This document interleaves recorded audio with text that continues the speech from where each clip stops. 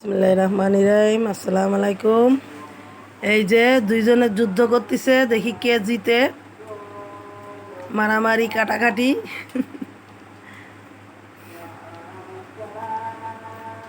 এই এই সামনে আসো তোমরা।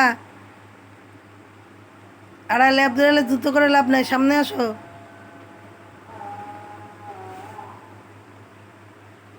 আসো দুজন, আসো দুজন, সামনে আসো, দেখি কেমন পারো।